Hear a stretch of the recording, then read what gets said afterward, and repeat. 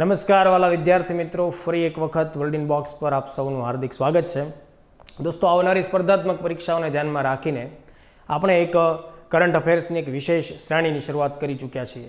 અત્યાર સુધીમાં આ શ્રેણી અંતર્ગત આપણે 8 લેક્ચર્સ જોયા છે. આપણે દરેક લેક્ચર્સમાં મહત્વપૂર્ણ પરીક્ષાલક્ષી 10 સવાલો પર ચર્ચા કરી રહ્યા છીએ. દોસ્તો, આજ બીજી એક જાહેરાત પણ હું તમને કરવા માગું છું કે આ શ્રેણી અંતર્ગત દર વીકમાં આપણે એટલીસ્ટ 2 લેક્ચર્સ મૂકવાના છીએ. એમાંનો એક લેક્ચર્સ તમને સોમવાર અથવા મંગળવારે મળશે અને બીજો લેક્ચર છે એ તમને ગુરુવાર અથવા શુક્રવારના દિવસોમાં મળશે. તો આજનો જે પાર્ટ 9 છે એના અંતર્ગત આપણે ઘણા બધા મહત્વપૂર્ણ સવાલોને ધ્યાનમાં લેવાના છે. આજની કામગીરી શરૂઆત કરીએ છીએ. આપણે એક સરસ મજાનો ક્વેશ્ચન છે એનાથી, ઇન સ્પેસ સંદર્ભે કઈ બાબત અસંગત છે? દોસ્તો, ધ્યાન આપો. ઇનસ્પેસ ભારતના અવકાશ ક્ષેત્ર સાથે સંકળાયેલા એક સુધારાત્મક પગલાંનો નિર્દેશ કરે છે.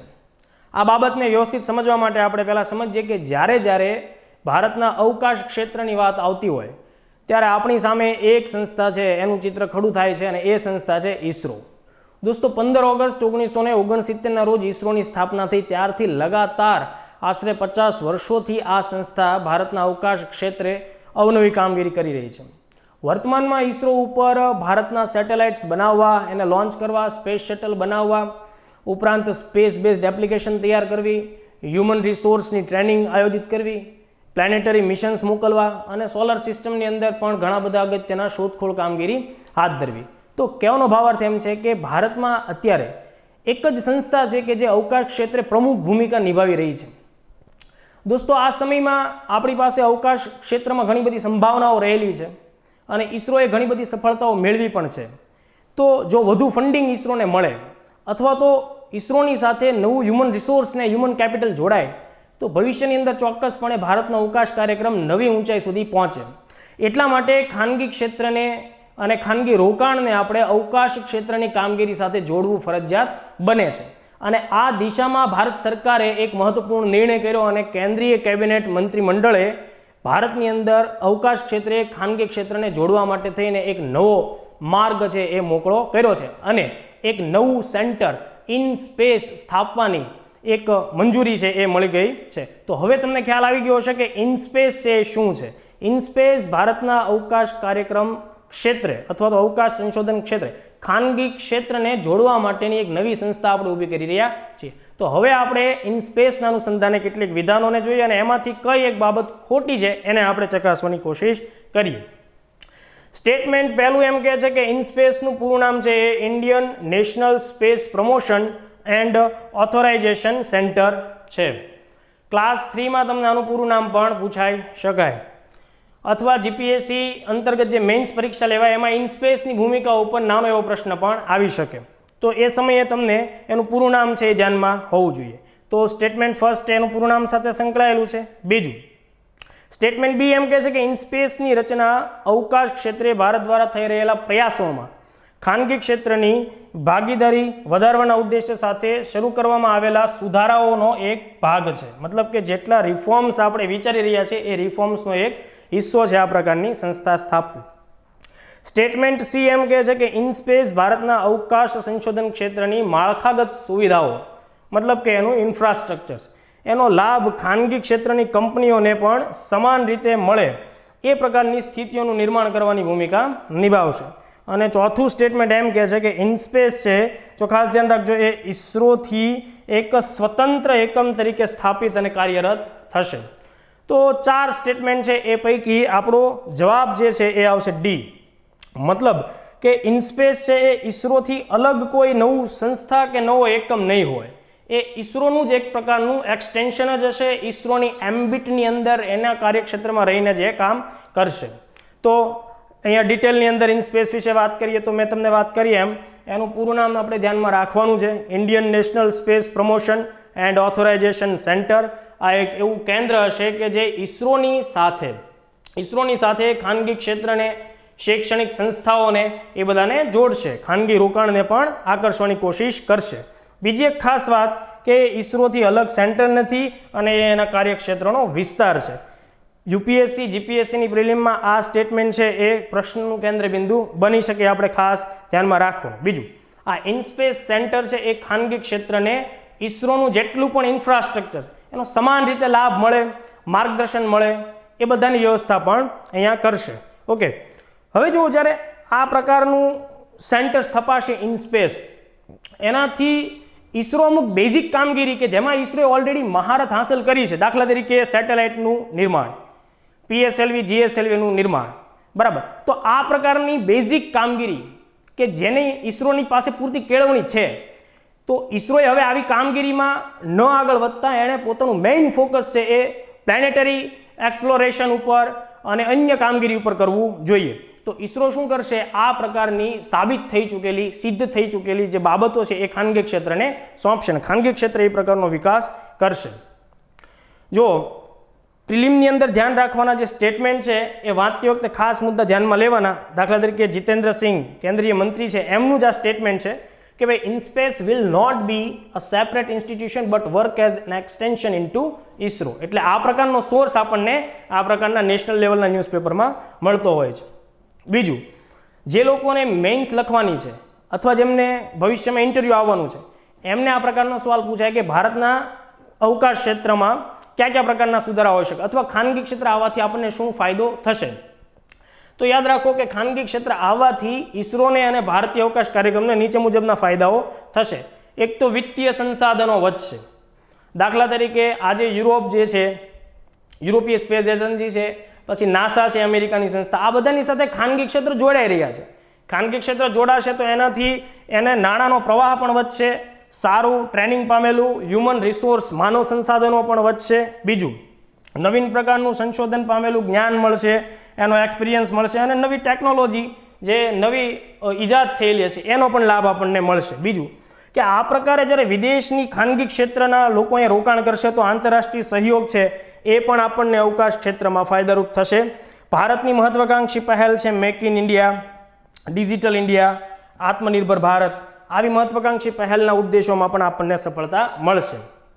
સાથોસાથ કામગીરી વધશે તો દેશની અંદર બેઝિક જે ઇન્સ્ટ્રુમેન્ટલ રિક્વાયરમેન્ટ છે એ વધશે, એટલે રોજગારો પણ સર્જિત થશે અને આ પ્રકારની નવીન સ્પેસ બેઝડ એપ્લિકેશનથી સામાજિક અને આર્થિક લાભો પણ થશે.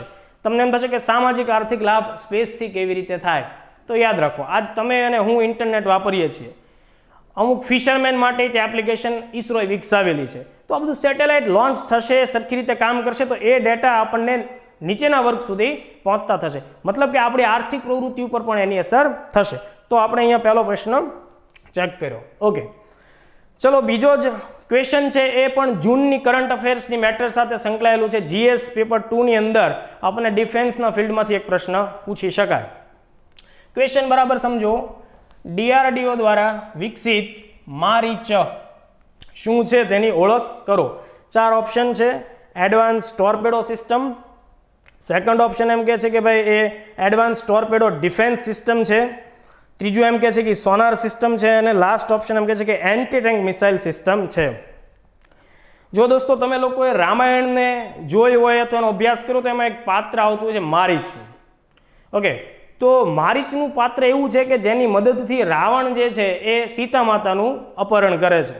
તો મારીચ એક માયાવી શક્તિઓ ધરાવતો દૈત્ય છે. સંબંધમાં એ રાવણનો મામા પણ થાય છે. તો મારીચનો મતલબ થાય માયાવી શક્તિ. તો અહીંયા આપણે એક એવી ટેકનોલોજીને ધ્યાનમાં લેવાની છે કે જેની મદદથી આપણે એવું કંઈક કામ કરીએ કે જેનાથી આપણે દુશ્મનને ચકમો આપી શકીએ. તો પહેલાં આપણે સમજીએ કે મારીચ છે શું. તો અહીંયા જે સ્ટેટમેન્ટ બી છે એડવાન્સ ટોર્પેડો ડિફેન્સ સિસ્ટમ છે. તો એડવાન્સ ટોર્પેડો ડિફેન્સ સિસ્ટમને સમજવું હોય તો પહેલાં આપણે સમજવું પડશે કે ટોર્પેડો શું છે. ટોર્પેડોને ડિફેન્સ કરવાની સિસ્ટમનું નામ મારીચ છે. એટલે પહેલાં આપણે સમજીએ કે ટોર્પેડો શું છે. તો જુઓ, ટોર્પેડો એક પ્રકારની મિસાઇલ છે. એક પ્રકારની મિસાઇલ છે કે જે અંડર વોટર કામ કરે છે. દાખલા તરીકે જુઓ, તમે અગ્નિ, પૃથ્વી એવી મિસાઇલની વાત કરી છે જે એરિયલ એમ્બિટમાં કામ કરે છે, મતલબ હવાઈ ક્ષેત્રમાં કામ કરે. આવી જ કેટલીક મિસાઇલો જળની અંદર પણ જઈ અને કામ કરે છે. સવાલ એ થાય કે ભાઈ જળની અંદર આ પ્રકારની મિસાઇલ ફેંકવાનો ઉદ્દેશ શું છે. જળની અંદર, સમુદ્રની અંદર અમુક ચોક્કસ ઊંડાઈ ઉપર સબમરીન કામ કરતી હોય, ઓકે, અને સમુદ્રની સપાટી પર ઓન ફ્લીટ કેટલાક જહાજો કામ કરતા હોય.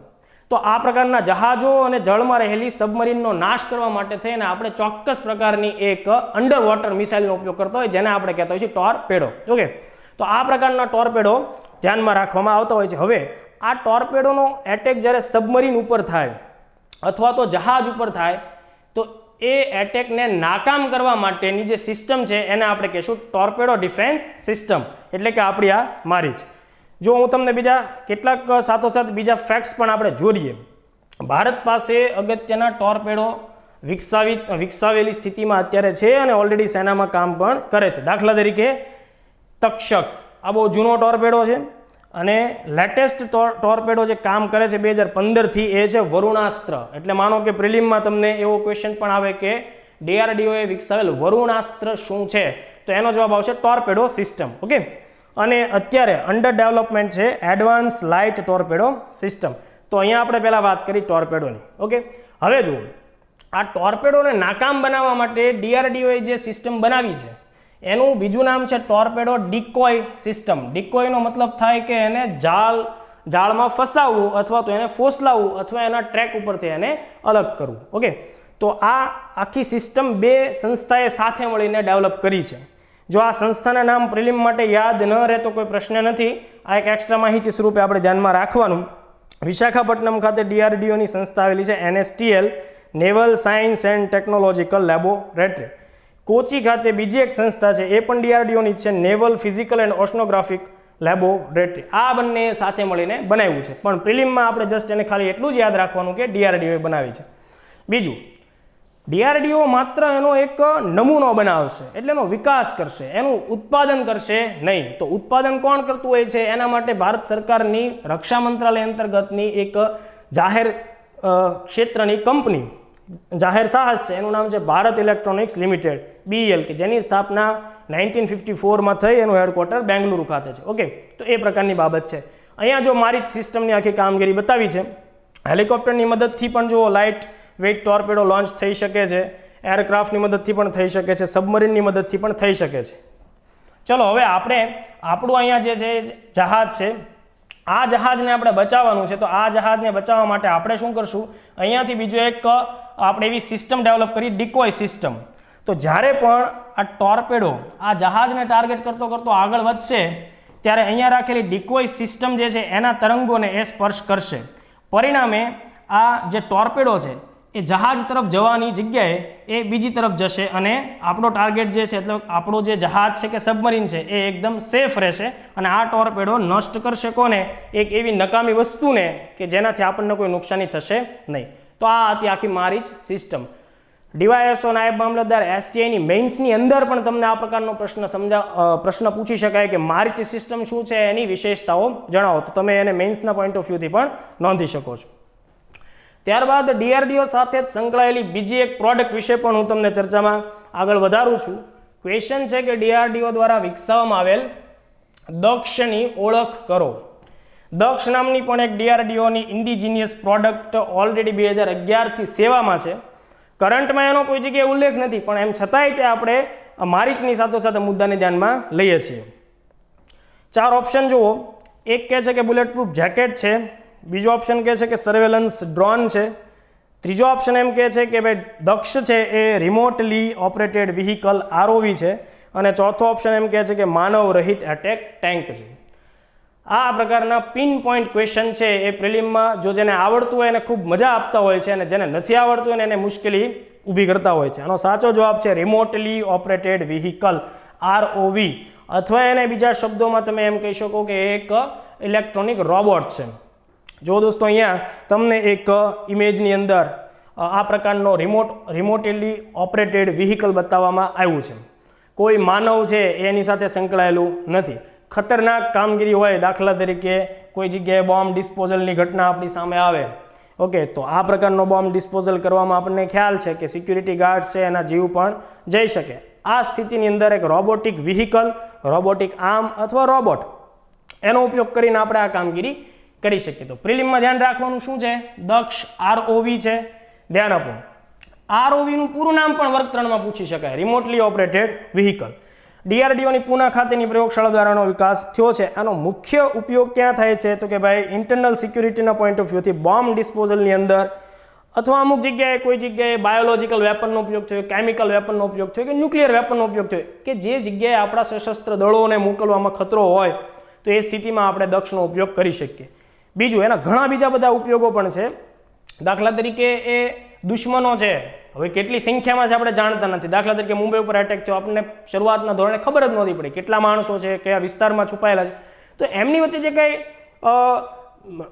તરંગોના આધારે કમ્યુનિકેશન થતું હોય તો એવા તરંગોને એ ડિટેક્ટ પણ કરી શકે છે અને એને જામરથી જામ પણ કરી શકે છે. બીજું, રેલવે સ્ટેશન, એરપોર્ટ ઉપર પણ જ્યારે પણ શંકાસ્પદ સાધનો આવતા હોય તો એનો નિકાલ કરવા માટે અથવા એની સાથે ઓપરેશન કરવા માટે થઈને એનો ઉપયોગ થાય છે. નવીન વાત એ છે કે અહીંયા એક્સરે ઇન્સ્ટ્રુમેન્ટ્સ પણ રાખેલા હોય છે, જેની મદદથી કોઈ પણ વસ્તુને ખોલ્યા વગર એની અંદર શું છે એ વસ્તુને પણ આપણે ચેક કરી શકીએ. તો આ રીતે ડીઆરડીઓની આ પ્રોડક્ટ છે એ આવનારા સમય, જો કે ઓલરેડી સેનામાં સામેલ છે, પણ આવનારા સમયમાં પોલીસની અંદર પણ એનો વ્યવહારિક ઉપયોગ થશે. કર્ણાટક અને કેરળ રાજ્યો એવા છે કે જેમની પોલીસમાં દક્ષ આ જે ડીઆરડીઓનું રિમોટલી ઓપરેટેડ વ્હીકલ છે એનો સમાવેશ ઓલરેડી થઈ ચૂક્યો છે. ત્યારબાદ દોસ્તો ચોથો પ્રશ્ન લઈએ આપણે. બિલાસુરગમની ગુફાઓ ભારતના કયા રાજ્યમાં આવેલી છે? જુઓ, બિલાસુરગમની ગુફાઓ છે એ આંધ્રપ્રદેશ રાજ્યમાં કુન્નૂર જિલ્લામાં આવેલી છે. સવાલ એ થાય કે સાહેબ આપણે એને ચર્ચામાં શા માટે લઈ રહ્યા છીએ? તો આંધ્રપ્રદેશ સરકારે અને કેન્દ્ર સરકારે સાથે મળીને કેટલીક વિદેશી એજન્સીઓની મદદથી આ બિલાસુરગમ ગુફાઓ જે છે એનો જીર્ણોદ્ધાર કરી અને એને એક દેશનું મહત્વપૂર્ણ પ્રવાસ પર્યટન સ્થળ બનાવવા માટેની કવાયત હાથ ધરી છે. એટલા માટે બિલાસુરગમની ગુફાઓ વિશે આપણે પ્રિલિમમાં ધ્યાન રાખવું પડે. મેં જવાબ તમને જણાવ્યો મુજબ એનો જવાબ આવશે આંધ્રપ્રદેશ. આ જે આખી ગુફાઓ છે એની શોધ ભારતની અંદર ફાધર ઓફ પ્રી હિસ્ટ્રી તરીકે ઓળખાતા રોબર્ટ બ્રુસ ફૂડ દ્વારા 1884માં થઈ હતી. ઓકે, આનું લોકેશન મેં તમને કીધું, કુન્નૂર જિલ્લો, આંધ્રપ્રદેશ. ઓકે, બીજી એક ખાસ બાબત યાદ રાખવાની કે આ જે ગુફા છે એ પુરાતત્વવિદોના મતે અને અત્યાર સુધીમાં જે વૈજ્ઞાનિક પ્રયોગો થયા છે એ મુજબ આશરે 5000 વર્ષ જૂના અહીંયાથી આપણને અવશેષો મળ્યા છે. અને એ અવશેષોની અંદર પથ્થરોથી અને હાડકાઓથી બનેલા ઓજારો મળ્યા છે. સાથોસાથ એ સમયે માણસોની સાથે રહેતા કેટલાક પ્રાણીઓ છે એના હાડકાના અશ્મિઓ અને અવશેષો મળ્યા, અને માટીના વ્યવહારમાં ઉપયોગી થાય એ પ્રકારના વાસણો પણ આપણને મળેલા છે. તો બિલાસુરગમની ગુફાનું લોકેશન આપણે અહીં ધ્યાનમાં રાખવાનું, મતલબ આ એકદમ પિન પોઈન્ટ ક્વેશ્ચન થાય. ચલો, ત્યારબાદનો આપણે 5મો પ્રશ્ન જોઈએ. વાયુ અને હેપા શું છે? સીધો સવાલ છે, વાયુ અને હેપા શું છે? 4 ઓપ્શન છે કે ભાઈ 19માં હિન્દ મહાસાગરમાં ઉદ્ભવેલા વાવાઝોડાઓના નામ છે વાયુ અને હેપા. બીજો ઓપ્શન એમ કહે છે કે ભાઈ વાયુ ગુણવત્તા અંગેની માહિતીઓ આપતી મોબાઈલ એપ્લિકેશન છે. ઓપ્શન સી એમ કહે છે કે હવા શુદ્ધિકરણ કરતા એટલે કે એર પ્યુરિફાયર ઉપકરણો એટલે કે સાધનો છે. જ્યારે ઓપ્શન ડી એમ કહે છે કે વાયુ અને હેપા યુવા વિકાસ કાર્યક્રમો છે. તમારા દિમાગમાં વાયુ શબ્દ સાંભળીને વાવાઝોડું આવશે, પણ એ યાદ રાખો એ વાયુ છે ને એનો સ્પેલિંગ VAYU છે, મતલબ અહીંયા પહેલો ઓપ્શન નહીં આવે. દોસ્તો, આ વાયુ છે ને એ 2019માં 2 વખત કરંટ અફેર્સમાં ચર્ચામાં રહ્યું હતું. તો પહેલાં સમજો વાયુ છે શું. વાયુ છે ને એ એર પ્યોરિફાયર મશીન્સ છે. પહેલી વાર ચર્ચામાં એ ત્યારે રહ્યું હતું જ્યારે દિલ્હીમાં એને ઇન્સ્ટોલ કરવામાં આવ્યું હતું. બીજી વાર ચર્ચામાં ત્યારે રહ્યું હતું જ્યારે દિલ્હીની અંદર તેણે કામગીરી બંધ કરી હતી. બંને દૃષ્ટિકોણથી વાયુ નેશનલ લેવલના ન્યૂઝ બન્યા હતા. તો આનો સાચો જવાબ શું આવશે કે એપ્લિકેશન્સ નથી, ખાસ ધ્યાન રાખજો. શુદ્ધ કરતા, હવાને શુદ્ધિકરણ કરતા ઉપકરણો છે. ઓકે, હવે આપણે વાયુ વિશે થોડી ડિટેલમાં જોઈએ.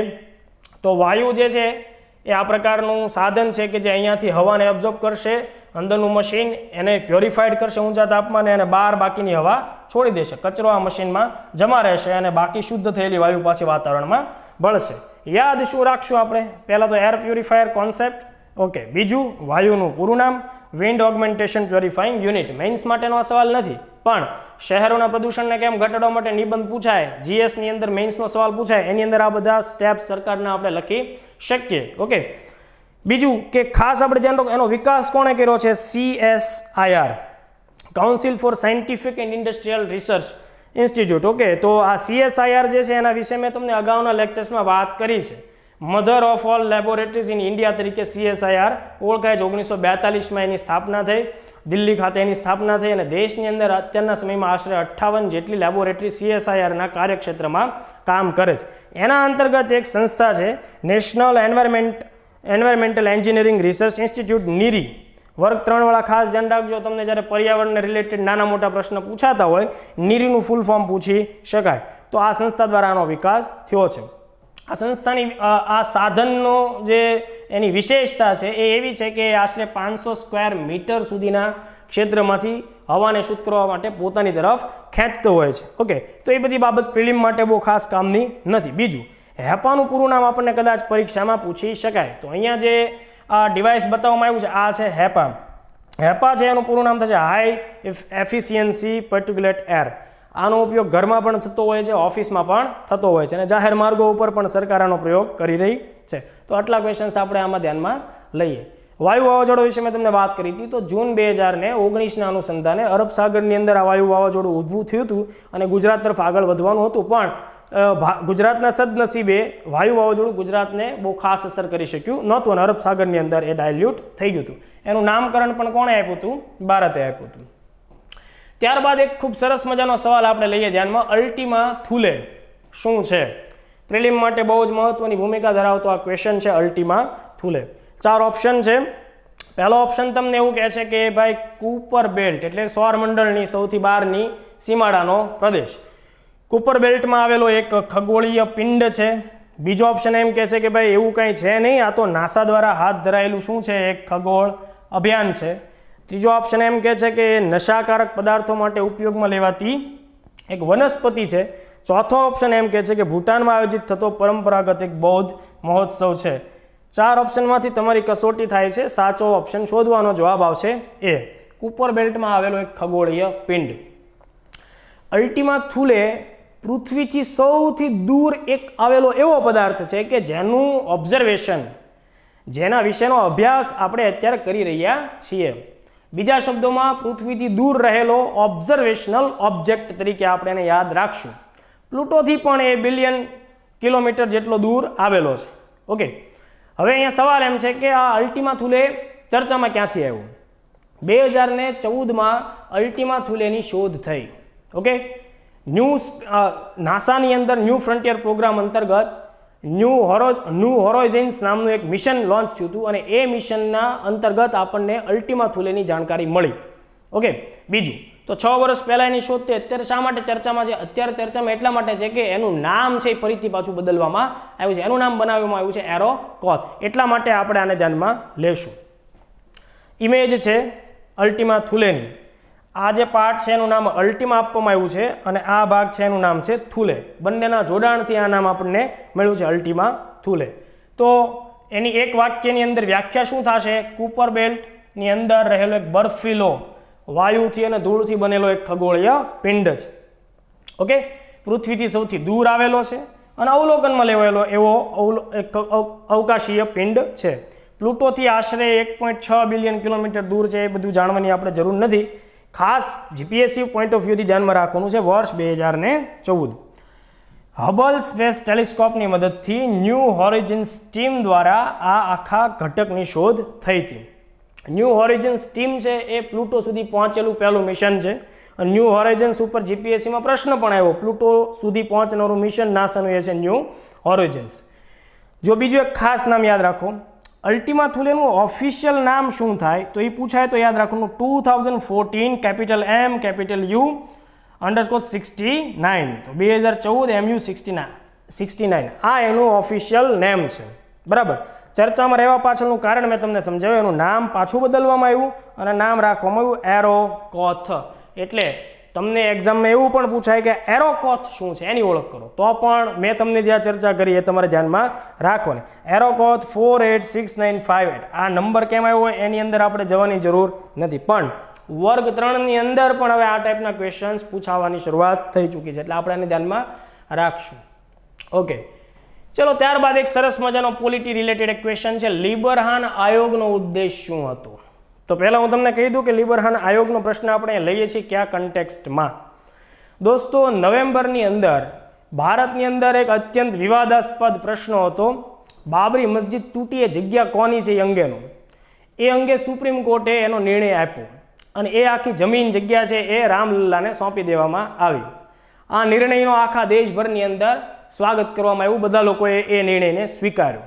હવે પ્રશ્ન મારો એ છે કે એ સમયે સુપ્રીમ કોર્ટે પોતાના જજમેન્ટની અંદર એક બાબતને ઉલ્લેખ કર્યો કે ભાઈ લિબરહાન આયોગ જે છે એનો રિપોર્ટ જે છે એ પણ વાસ્તવિક રિપોર્ટ હતો અને એની વાતને પણ સુપ્રીમ કોર્ટે પોતાના નિર્ણય લેતી વખતે ટાંકી હતી. તો આપણે જોઈએ લિબરહાન આયોગ વિશે.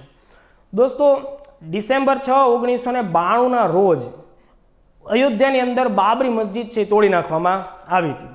એ સમયે કેન્દ્રમાં પીવી નરસિંહ રાવ છે એ પ્રાઇમ મિનિસ્ટર હતા અને કેન્દ્ર સરકારે ઉત્તર પ્રદેશની અંદર જે આ ઘટના ઘટી એ આખી ઘટનાનો ક્રમ જાણવા માટે કે ખરેખર ત્યાં એકચ્યુઅલમાં ઘટના શું હતી, ત્યાંની રાજ્ય સરકારનો શું ફાળો હતો અને કેવી રીતે આ આખી ઘટનાને અંજામ આપવામાં આવ્યો, આ બધી બાબતને ધ્યાનમાં રાખીને આ આખી ઘટનાના 10 દિવસ બાદ જ તે એક આખું કમિશન આયોજિત કર્યું હતું. તો આ 4 ઓપ્શન પૈકી પહેલાં આનો સાચો જવાબ આવશે ડી, કે વિવાદિત બાબરી મસ્જિદના માળખામાં જે કોઈ વિનાશ કરવામાં આવ્યો એ અંગેની તપાસ. તો આ આખી ઘટનાને ધ્યાનમાં રાખીને 16 ડિસેમ્બર 1992ના રોજ તત્કાલીન પંજાબ અને ચંદીગઢ કોર્ટના સિટિંગ જજ હતા જસ્ટિસ મનમોહન સિંઘ લિબરહાન, એક જ વ્યક્તિનું આ આયોગ હતું, એક જ વ્યક્તિનું આયોગ હતું અને એમને આ કામગીરી સોંપવામાં આવી. ઓકે, તો લિબરહાન આયોગ જે છે એ આ રીતે બાબરી ધ્વંસ છે એ કેમ થયો એ અંગેની કામગીરી સાથે સંકળાયેલું છે. કેન્દ્ર સરકારે મનમોહનસિંહ લિબરહાનને એક સ્ટ્રિક્ટ સૂચના આપી કે તમારે વધુમાં વધુ 3 મહિનાની અંદર જ તેમને રિપોર્ટ આપવાનો છે. પણ તમને જાણીને નવાઈ લાગશે કે આ આયોગે 17 વર્ષ કામગીરી કરી. ઓકે, 17 વર્ષ સુધીમાં 48 એક્સટેન્શન મેળવ્યા અને આશરે 8 કરોડ રૂપિયાનો એમાં ખર્ચ થયો અને અંતે 2009માં મનમોહનસિંહ જ્યારે વડાપ્રધાન હતા ત્યારે લિબરહાન આયોગે પોતાનો રિપોર્ટ જમા કરાવ્યો. તો એ બાબતે લિબરહાન કમિશન છે આપણે ધ્યાનમાં રાખવું પડે. બીજું, ભારત આઝાદ થઈ ગયું બાદ કોઈ એક ઘટનાની તપાસ માટે નિમાયેલા અત્યાર સુધીના જે કોઈ પણ કમિશન છે એમાં સૌથી લાંબો સમય સુધી ચાલ્યું હોય કામગીરીમાં એ પ્રકારનું આ એક છે, ફર્સ્ટ રેન્ક ઉપર આ આવે છે. ઓકે, તો આ આખી બાબતને આપણે ધ્યાનમાં રાખશું. આ આખી ઘટના ઘટી બાબરી ધ્વંસની ત્યારે આપણા દેશના પ્રાઇમ મિનિસ્ટર હતા પીવી નરસિંહ રાવ અને કેન્દ્રીય ગૃહમંત્રી હતા SB ચૌહાણ. ઓકે, ચલો ત્યારબાદ આપણે આજના 8મા પ્રશ્ન તરફ આગળ વધીએ. પેટ્રોલિયમ નિકાસ કરતા દેશોનું સંગઠન છે OPEC, OPEC, એના અનુસંધાને આપણે સાચા વિધાનો પસંદ કરવાના છે. OPEC દર બીજા ત્રીજા મહિને ચર્ચામાં રહેતું હોય છે. OPEC એવું સંગઠન છે કે જે ઓઇલ એક્સપોર્ટ કરવાની આશરે 44% જેટલો હિસ્સો છે એ OPEC પોતે જ ધરાવે છે અને ઓઇલ રિઝર્વ્સ કન્ટ્રીઝ છે, માન્યતા પ્રાપ્ત ઓઇલ રિઝર્વ કન્ટ્રીમાં આશરે સમજો કે 81% જેટલું ઓઇલ રિઝર્વ આ બધા દેશો પાસે છે. સમયાંતરે કોઈને કોઈ સદસ્ય એમાં જોડાતું હોય છે, કોઈને કોઈ સદસ્ય એમાંથી બહાર નીકળતું હોય છે. એટલે આ બધાને ધ્યાનમાં રાખીને મેં તમને કીધું એમ કે દર 2-3 મહિને OPEC છે ચર્ચામાં હોય, એટલા માટે આપણે OPEC ઉપર કામ કરીએ. તો જો OPECની રચના માટે 1960માં બગદાદ સંમેલન આયોજિત થયું હતું. અહીંયા તમારે બગદાદ પાછળ સંમેલન છે એ જોડવાનું રહેશે. OPECની રચના માટે 1960માં બગદાદ સંમેલન આયોજિત થયું હતું. સેકન્ડ સ્ટેટમેન્ટ જોઈએ. OPECનું વડું મથક એટલે એનું સચિવાલય પણ કહો અથવા હેડક્વાર્ટર પણ કહો એ વિયેના ઓસ્ટ્રિયા ખાતે છે અત્યારે, અને આરંભમાં એ ક્યાં હતું? પેરિસ ખાતે છે. અને ત્રીજું સ્ટેટમેન્ટ આપણે એનું જોઈએ કે વર્તમાનમાં OPEC જે એની સાથે 13 જેટલા દેશ જોડાયેલા છે. તો આ પૈકી જોઈએ વિધાન 1 અને 3 સાચું છે, બરાબર. મતલબ કે આ બગદાદ સંમેલનવાળી 1960ની વાત પણ OPECની રચના માટે સાચી છે. વર્તમાનમાં એમાં 13 સદસ્યો છે એ વાત પણ સાચી છે. સેકન્ડ સ્ટેટમેન્ટ ખોટું છે એટલે એના વડા મથક બાબતે આપણે ખાસ ધ્યાન રાખવું પડશે.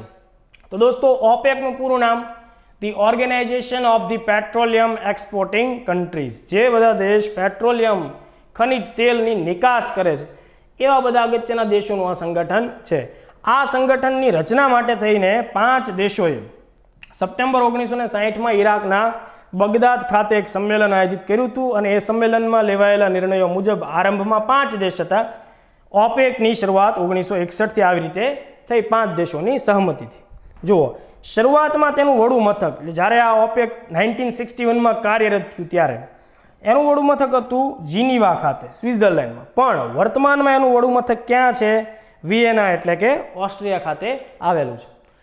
આ મેપ થોડો જૂનો છે, એની ઉપર ફોકસ ન કરશો. અહીંયા તમને 13 દેશોની યાદી આપવામાં આવી છે. આ પહેલા 5 દેશ છે એ એના પ્રારંભિક મૂળ સંસ્થાપક ફાઉન્ડર કન્ટ્રીઝ છે. ઈરાન છે, ઈરાક છે, કુવેત છે, સાઉદી અરેબિયા છે અને વેનેઝુએલા. બાકીના દેશો સમયાંતરે એમાં જોડાતા ગયા છે. હવે ધ્યાન આપો, કરંટમાં રહેવા પાછળનું કારણ કતાર. 2019માં એણે ઓપેક છોડી દીધું. ઓકે, લેટેસ્ટ કરંટ અફેર જોઈએ. ઇક્વાડોર 2020માં 1 જાન્યુઆરીના દિવસે એણે પણ મેમ્બરશિપ છોડી. તો જીપીએસસી માટે આ એક આઈએમપી સ્ટાર ક્વેશ્ચન થઈ જાય. મેં તમને વાત કરી એમ કે ટોટલ ઓઇલ પ્રોડક્શનનો 44% જેટલો હિસ્સો ઓપેક દ્વારા થાય અને માન્યતા પ્રાપ્ત ઓઇલ રિઝર્વનો 81.5% હિસ્સો પણ ઓપેક કન્ટ્રીઝ ધરાવે છે. ભારત જે ઓપેકનું મેમ્બર નથી, આ ખાસ ધ્યાનમાં રાખવાનું. પણ ભારત જેટલું પણ તેલ મગાવે એમાંથી 80% તેલની આયાત છે એ આપણે કોની પાસેથી કરી રહ્યા છીએ? ઓપેક દેશો પાસે. તો અહીંયા ઓપેકની કામગીરી પૂરી થઈ. બીજો હવે અહીંયા તમારે પ્રિલિમમાં ધ્યાન રાખવાનો મુદ્દો છે ઓપેક પ્લસ. તમને એમ થશે કે ઓપેક પ્લસ છે, ઓપેકનું જ કંઈક એક્સટેન્શન હશે, પણ એવી વાત નથી. ઓપેક પ્લસમાં એવા 10 જેટલા દેશો અત્યારે 2016થી જોડાયેલા છે કે જે ઓપેકના મેમ્બર નથી, પણ પોતાની પાસે ખનિજ તેલ છે, એટલે એ ગ્લોબલ માર્કેટમાં એ ખનિજ તેલનું વેચાણ પોતાની પોલિસી મુજબ કરી રહ્યા છે. મતલબ ઓપેક સાથે એનો કોઈ નિસ્બત નથી. રશિયા જે છે એ ઓપેક પ્લસનો ખાસ ધ્યાન રાખજો. ઓપેક પ્લસનો સૌથી પ્રમુખ દેશ કોણ છે? રશિયા. અને રશિયાની પહેલથી બાકીના બધા દેશોની સાથે જોડાયેલા છે. સ્ક્રીનને તમે અટકાવીને આ બધા દેશોના નામ પણ વાંચી શકો. પ્રિલિમમાં તમારે ખાલી આ રશિયાના પોઈન્ટ ઓફ વ્યૂથી ઓપેક પ્લસને ધ્યાનમાં લેવાનું, 2016ને ધ્યાનમાં લેવાનું. આ બધા દેશોના નામ આપણને યાદ રાખવાની કોઈ જરૂર તેમ છતાં 1-2 વાર વાંચેલા હશે તો થોડી ઘણી સમજ ડેવલપ થશે. ત્યારબાદ વર્લ્ડ બેંક સમર્થિત એક પ્રોજેક્ટ છે સ્ટાર્સ પ્રોજેક્ટ. એના અનુસંધાને કઈ બાબત ખોટી છે? આ પ્રકારનો ક્વેશ્ચન 1-2 લેવલે પૂછી શકાય. પ્રિલિમમાં વર્ગ 3ની અંદર સ્ટાર્સનું પૂરું નામ અને કોના દ્વારા સમર્થિત છે, આ ટાઈપના પ્રશ્નો આપણને અહીંયા ધ્યાનમાં આવતા હોય છે. તો જો પહેલું સ્ટેટમેન્ટ આપણે જોઈએ, સ્ટાર્સ પ્રોજેક્ટ વર્લ્ડ બેંક સમર્થિત શૈક્ષણિક ગુણવત્તા સુધારણા માટેનો એક કાર્યક્રમ છે. આ વિધાન સાચું છે. બીજું સ્ટેટમેન્ટ આપણે જોઈએ કે આ પ્રોજેક્ટ વર્ષ 1994થી આરંભ કરાયેલો છે. એ સ્ટેટમેન્ટ પણ સાચું છે. સી સ્ટેટમેન્ટ જોઈએ કે તાજેતરમાં સ્ટાર્સ પ્રોજેક્ટ હેઠળ વર્લ્ડ બેંકે ભારતને $250 મિલિયન સહાયતા મંજૂર કરી. અને ડી ઓપ્શન છે કે સમગ્ર શિક્ષા હેઠળ, એટલે સમગ્ર શિક્ષા અભિયાન હેઠળ સ્ટાર્સ પ્રોજેક્ટ માટે ફાળવેલી રાશિ, જે મેં તમને હમણાં આપણે વાત કરશું, એ ભારતના 6 રાજ્યોમાં વાપરવામાં આવશે. એમાં હિમાચલ પ્રદેશ છે, રાજસ્થાન, મધ્યપ્રદેશ, મહારાષ્ટ્ર, આ ગુજરાતના 3 બોર્ડર સ્ટેટ્સ, કેરળ અને ઓડિશામાં ઉપયોગમાં લેવાશે. આ 4 સ્ટેટમેન્ટમાં ઓપ્શન સી છે ને એ ખોટો છે, કારણ કે વર્તમાનમાં 250 મિલિયન નહીં પણ $500 મિલિયન રાશિ વર્લ્ડ બેંકે ભારતને મંજૂર કરી. બહુ ઓછા સોર્સ તમને એવી માહિતી આપશે કે આ પ્રોજેક્ટ છે એ 1994થી આરંભ કરાયેલો છે. અત્યાર સુધીમાં $3 બિલિયન રાશિ વર્લ્ડ બેંક સ્ટાર્સ પ્રોજેક્ટ હેઠળ ભારતને આપી ચૂક્યું છે. ઓકે, અને આ ઓફિશિયલ બધી જ માહિતી આપણને ક્યાંથી મળે છે? તો વર્લ્ડ બેંકની વેબસાઇટ ઉપરથી. તો સ્ટાર્સ પ્રોજેક્ટ એજ્યુકેશન ક્વોલિટી અને સ્કૂલિંગ ગવર્નન્સ સાથે સંકળાયેલી વિગત છે. પૂરું નામ એનું જુઓ તમે, strengthening teaching learning and result for state program. આ એનું પૂરું નામ આપણે યાદ રાખશું. મેઇન્સમાં જો તમને પૂછાય કે સ્ટાર્સ પ્રોજેક્ટ છે એની વિશેષતા જણાવો અને ભારતની શિક્ષણ ગુણવત્તાને સુધારવા માટે સ્ટાર્સ પ્રોજેક્ટ કેવી ભૂમિકા નિભાવી શકે, તો એ દરેક સવાલની શરૂઆત છે આપણે સ્ટાર્સના પૂરા નામથી કરવી જોઈએ. તો તાજેતરની અંદર 24 જૂનના દિવસે વર્લ્ડ બેંકે સ્ટાર્સ પ્રોજેક્ટ હેઠળ ભારતને $500 મિલિયન રાશિ છે એ મંજૂર કરી, અને આ રાશિ ભારતના 6 રાજ્યોમાં ઉપયોગમાં લેવાશે. આ 6 રાજ્યોના નામ પણ પ્રિલિમ પોઈન્ટ ઓફ વ્યૂથી આપણે યાદ રાખવાના: હિમાચલ પ્રદેશ, રાજસ્થાન, મધ્યપ્રદેશ, મહારાષ્ટ્ર, કેરળ અને ઓડિશા. આનો ઉદ્દેશ ખાસ સમજો, શૈક્ષણિક ગુણવત્તા અને શૈક્ષણિક પ્રશાસન, સ્કૂલિંગ ગવર્નન્સ છે એમાં સુધારો કરવો. 4 સુધારાત્મક બાબતો આ વખતે ધ્યાનમાં લેવાશે. એમાં પહેલો મુદ્દો છે કે શૈક્ષણિક સુધારાઓ માટે કેન્દ્રની જગ્યાએ સ્થાનિક સ્તરીય પ્રણાલીઓ પર વધુ ધ્યાન આપવામાં આવશે.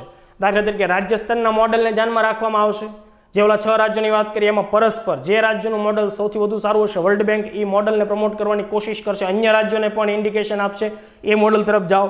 ઓકે, રાજ્યથી નીચે જાઓ તો જિલ્લા લેવલ ઉપર પણ કે ભાઈ કયા જિલ્લાનું મોડલ વધુ એફિશિયન્સલી કામ કરે છે, તો જિલ્લા લેવલ ઉપર, ત્યાંથી નીચે તાલુકા સ્તરીય રીતે પણ આ આખું મોડલ કામ કરશે. બીજું, વિવિધ જરૂરિયાતો આધારિત શિક્ષણ સુવિધાઓ છે એ પૂરી પાડવી જોઈએ, આવું વર્લ્ડ બેંકનું માનવું છે. ખાસ કરીને તમે વાલીઓ પાસેથી ઇનપુટ્સ મેળવો કે ભાઈ એ પોતાના વિદ્યાર્થીઓને કયા પ્રકારનું શિક્ષણ મળે એવો આગ્રહ રાખતા હોય છે.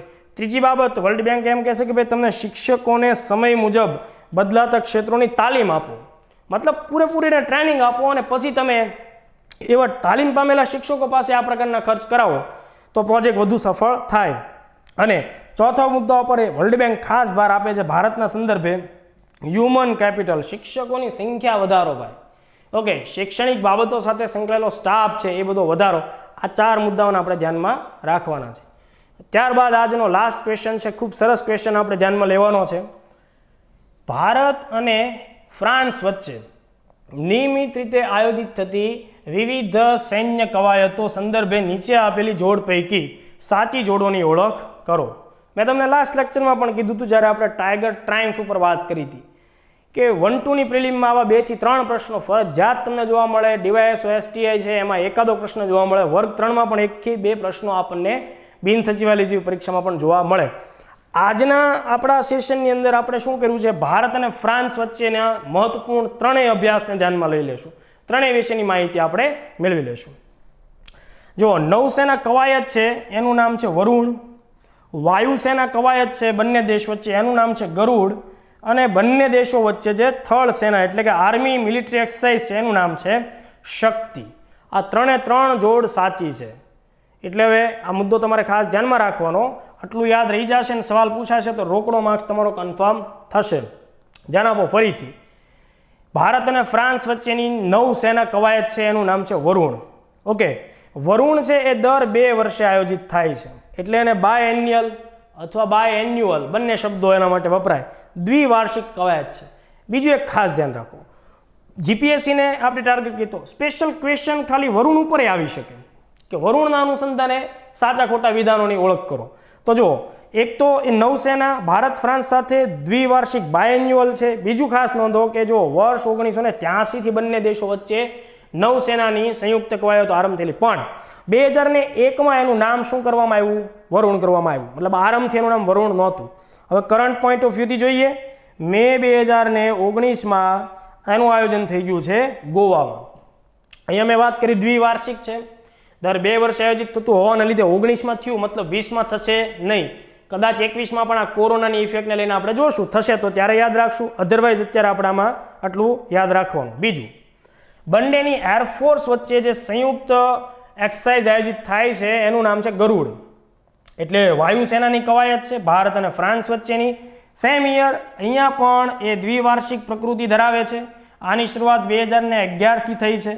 ખાસ ધ્યાનમાં રાખવાનું છે ભાઈ, ઓક્ટોબર નવેમ્બર 2019 એટલે આજથી 6-7 મહિના પહેલાં રાજસ્થાનની અંદર મહાજન ફિલ્ડ ફાયરિંગ રેન્જમાં બંને દેશોએ સાથે મળીને ગરુડ કવાયત કરી હતી. તો આની આપણે હિસ્ટ્રી પણ જોઈ અને કરંટ એનો કોન્ટેક્સ્ટ પણ આપણે જોયો. ત્યારબાદ બંને વચ્ચેની જે મિલિટરી એક્સરસાઇઝ છે એનું નામ છે શક્તિ. જો શક્તિ ઉપરથી ઘણા યુદ્ધ કવાયતો આયોજિત થાય. મિત્ર શક્તિ છે, સમુદ્ર શક્તિ છે, હરિમાઉ શક્તિ છે. આપણે જેમ જેમ એક લેક્ચર જોશું એમાં દરેક લેક્ચરમાં એક દેશના તમામ મિલિટરી એક્સરસાઇઝને આપણે ધ્યાનમાં લેખશું. ખાલી શક્તિ આવે એટલે તમારે ભારત અને ફ્રાન્સને યાદ રાખવાનું. આની સાથે ઓપરેશન શક્તિને કે મિશન શક્તિને જોડવાનું નથી. ઓપરેશન શક્તિ પરમાણુ સાથે, મિશન શક્તિ એન્ટી સેટેલાઇટ મિસાઇલ પ્રોગ્રામ છે એની સાથે સંકળાયેલો શબ્દ છે, અને ખાલી શક્તિ કવાયત કહે તો ભારત અને ફ્રાન્સ વચ્ચે. બાકીના કવાયતોની જેમ આ પણ દ્વિવાર્ષિક પ્રકૃતિ ધરાવે છે. આની શરૂઆત 2003થી થઈ અને ખાસ ધ્યાનમાં રાખવાનું છે જુલાઈ 2019માં આનું આયોજન ફ્રાન્સમાં થયું માઉન્ટ ડી મરસાન ખાતે. તો અહીંયા આજના લેક્ચરની અંદર આટલી વિગતોને આપણે ધ્યાનમાં લીધી. આ લેક્ચર તમને કયા પ્રકારનો લાગે છે એની તમે કોમેન્ટ્સ કરો. ઓકે, બીજા વિદ્યાર્થીઓ સાથે આ લેક્ચરની લિંક શેર કરો અને વર્લ્ડ ઇન બોક્સ સાથે સતતપણે સંકળાયેલા રહ્યો. મેં તમને કીધું એ મુજબ કે આપણે દર વીકમાં આ પ્રકારના 2 લેક્ચર એટલે કે મહત્વપૂર્ણ 20 ટોપિક્સને કવર કરવાના છીએ. જય હિન્દ, જય ભારત.